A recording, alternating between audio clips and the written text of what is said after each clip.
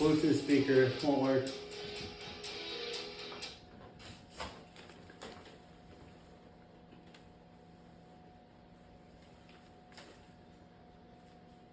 Welcome to the 2023 Ruba Dub semifinal matchups and the Shit Bowl. We have two premier matchups this week. Team Cream Pie against the Dilly Bars.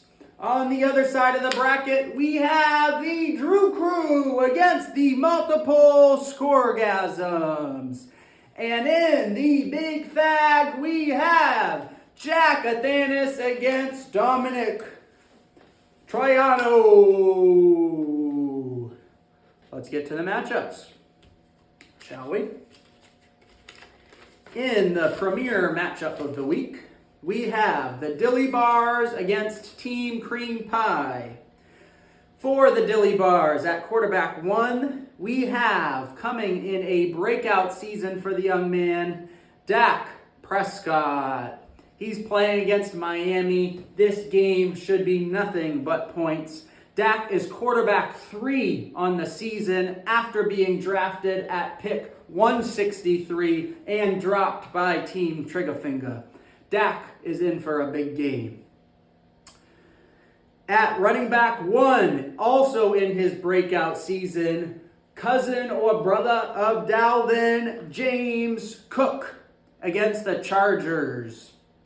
This is an 8 p.m. game on Saturday night. James Cook is coming off a 35 and a 22-point game. He has been so involved in this offense since the new offensive coordinator started calling the plays.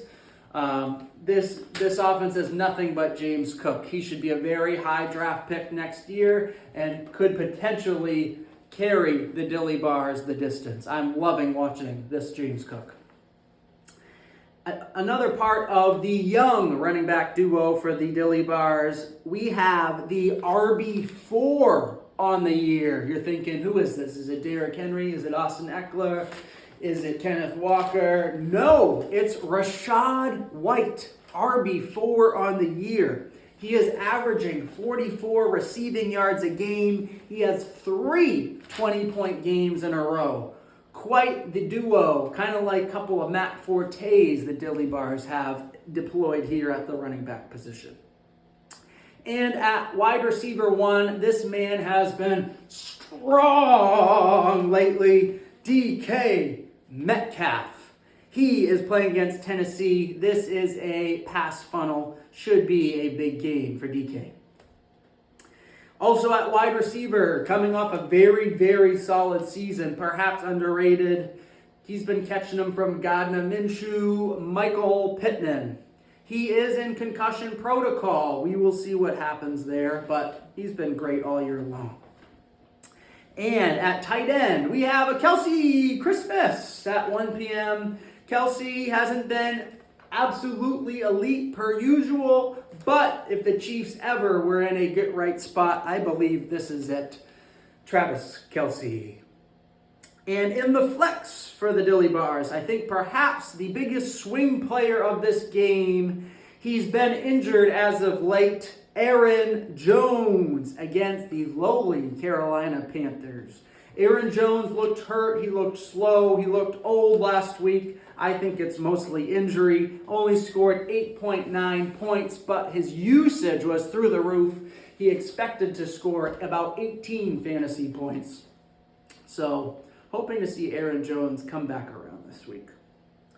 And in the second flex, a great second flex, even though it's been a down year for him, we have Davante Adams against a stout Chiefs defense. You'd think this game would be points, but I don't think it's going to be the 63 points that the Raiders scored against the Chargers last week.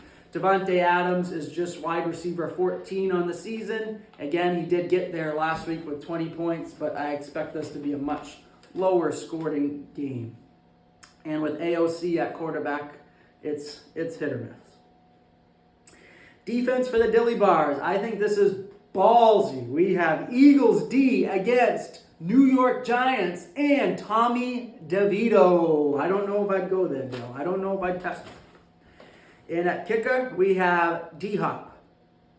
Potential fill-ins for Michael Pittman should he be concussed. We have Calvin Ridley. Or, I'd love to see this, a 2 tight end set with Jake Ferguson.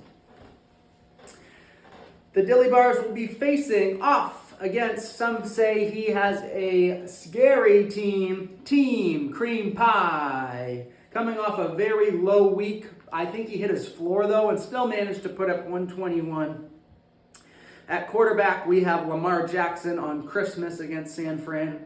Lamar's been up and down all year. He's been able to get his team to the finish line. I think that this should be a pretty high-scoring game. Decent spot for Lamar.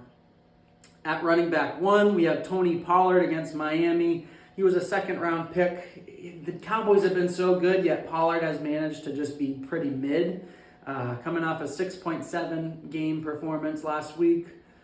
We'll see, Tony. We'll see. It's like, how does he not score 2 touchdowns every week? I don't get it. And then at RB2, we have perhaps part of one of the biggest trades of the year, Jahmyr Gibbs against Minnesota. This will be a real test for Jahmyr. Minnesota, in that Brian Flores defense, loves to bring the blitz in a variety of ways. Is Detroit and Dan Campbell gonna trust Jahmyr Gibbs in pass protection? If they do, look out. Jahmyr, the sky's the limit. It's still been a drive-by-drive switch-off between him and Demont, but Jahmyr's been the one getting there the past few weeks, so seems to have quite a bit of upside. He's also RB10 on the season. And at wide receiver 1 for Team Cream Pie, we have C.D. Lamb. He is the true alien, I'd say, of the season. I've been nothing but a CD hater. This man has jumped eons above where he's been in previous years. He's wide receiver 2 on the season. Against Miami, this is going to be an absolute track meet. CD, he could score 50. It's going to be crazy. Speaking of aliens, at tight end, we have Sammy Laporta. Get this, the most fantasy points ever for a rookie tight end, and there's still 3 weeks to go. Sam Laporta, man, ladies and gentlemen, he put the nail in my coffin last week. And at flex, we have first-round pick, Bijan Robinson. He's been a bit of a bust, I'd say, coming in at the 7th overall pick. He's the RB12 on the season. Had a really costly fumble for the Falcons last week. They managed to lose to the Panthers. Seemed to be in the doghouse after that. Finished with less than 1 point, but it's Bijan, so not bad to have in the flex. And at RB2, it's Mr. Electricity himself, Devon Achane. He is against Dallas. They were run all over by the Bills last week. This could be a big spot. And defense, we have the stout Cleveland D against Houston Texans. CJ Stroud is expected to be out again. And the number 1 kicker, Brennan Aubrey. Should be a great game there, gentlemen. I think that's going to be high scoring. And the second matchup of the week. This is not the marquee matchup, but a semifinal matchup nonetheless. We will start with the Drew Crew at quarterback. We have Brock Purdy on Christmas against Baltimore. Brock's been pretty damn good this year, and who wouldn't be in this offense? I think Mike Glennon or Dan Fogarty would dominate in this offense. Should be fun on Christmas. At running back 1, the number 1 fantasy player on the season. He was drafted at number 4 overall, Christian McCaffrey on Christmas. That just sounds like points, boys. He's coming off a 39-point game last week. He's been unfreaking believable. And at running back 2, again, a part of that controversial trade, we have DeAndre Swift against the Giants. Swift is averaging 6 points per game in his last 4 games appeared. This is again on Christmas. If there's one spot where the Eagles need to get right as a whole, it's against the Giants. And if I'm the Giants, I'm just feeding DeAndre Swift. So we'll see if he's in for a bounce back. At wide receiver 1, it's Mr. Consistency, his elf, Sun God, ASRB, against Minnesota. Wide receiver 6 on the season. He was drafted as the 8th wide receiver off the board, but nothing but consistent for the Drew Crew. I wouldn't be surprised if the Drew Crew picks him again next year. And at wide receiver 2, the number 1 overall pick in fantasy, he was out for like 8+ weeks. And now he's back. Justin Jefferson against Detroit. That's a good little matchup. Nick Mullins last week. J-Jeff didn't explode, but 10 targets for 81 yards. So nothing to shake a stick at. It seems like Mullins operates the offense. So tight end. This might be the worst player started in any matchup this week. Chigozium Okonkwo against Seattle at 1 p.m. Yikes. And flex number 1, coming off a rough little game himself in a tough matchup against the Pats D, you'd think.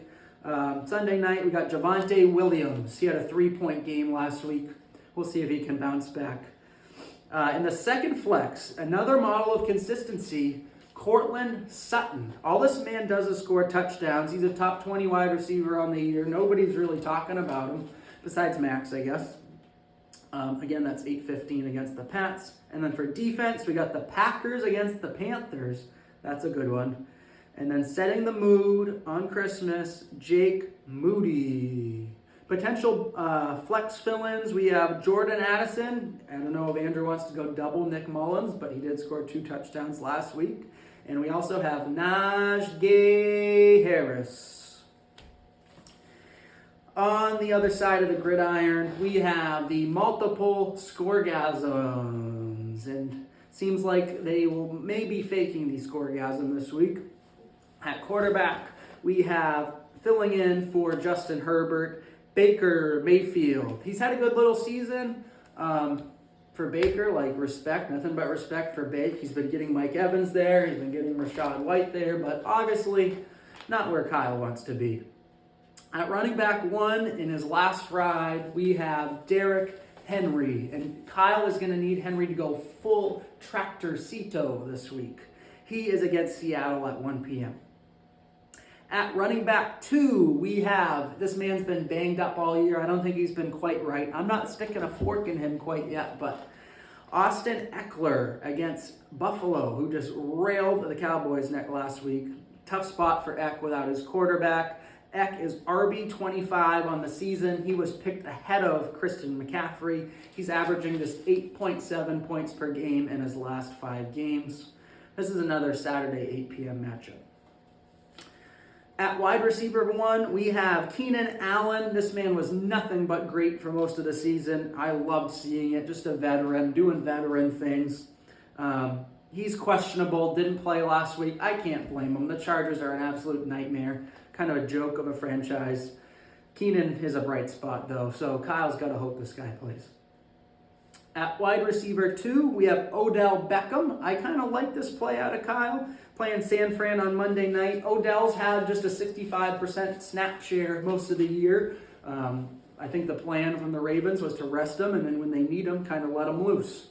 Obviously, that's in the playoffs, but big matchup against San Fran. I kind of like Odell's chances here. And at tight end, we have George Kittle in the same football game, a Kittle Christmas.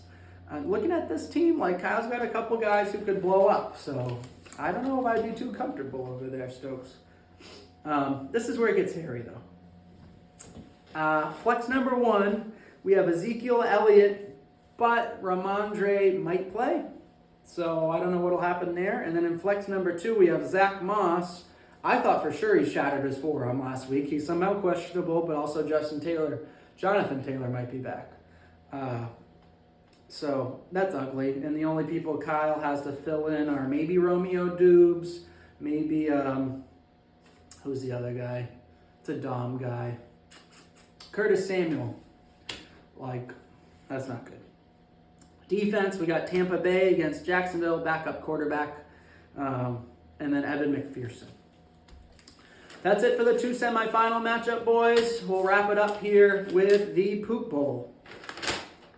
Dom versus Jack. Believe it or not, Dom has the highest projected total out of any team this week. 129. Notable players for Dom: Jalen Hurts, Joe Mixon's been good down the stretch. Mikey Ev, all he does is Mikey. Saquon's been coming on as of late with Tommy DeVito cooking, and Rashee Rice has been heating up lately. Again, Don projected 129. That's nothing to shake a stick at.